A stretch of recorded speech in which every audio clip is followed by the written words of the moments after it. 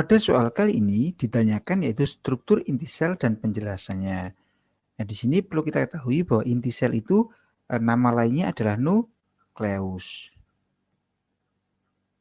Di mana nukleus ini secara umum adalah berfungsi untuk mengatur aktivitas sel.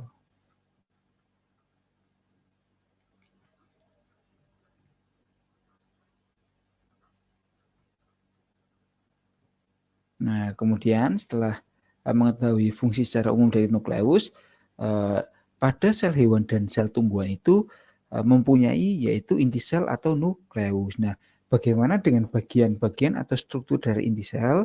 Nah, ternyata nukleus ini memiliki 3 bagian, di mana bagian pertama yaitu ada yang namanya cairan inti atau nukleoplasma.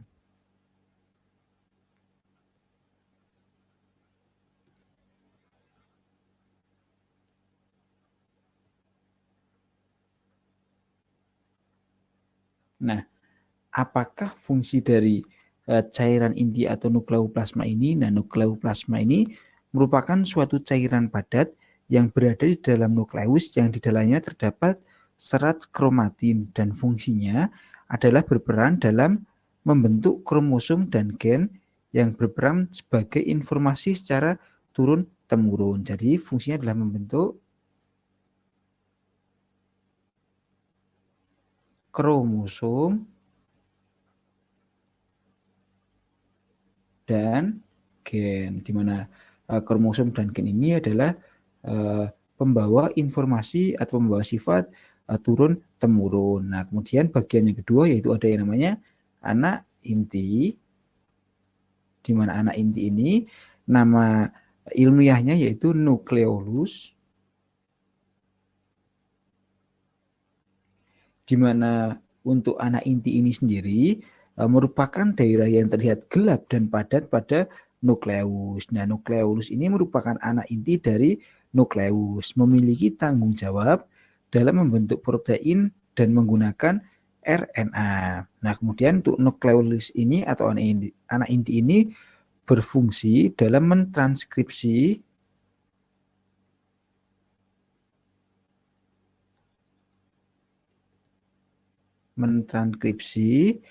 rRNA yang nantinya akan menjadi ribosom.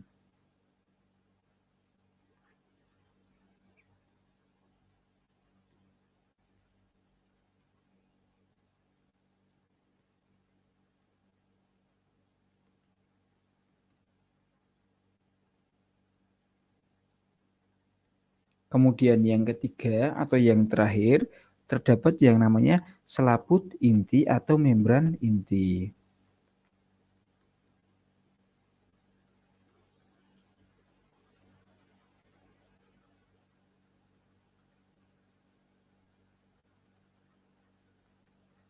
Di mana fungsi dari selaput inti atau membran inti ini adalah memisahkan nukleus dengan sitoplasma.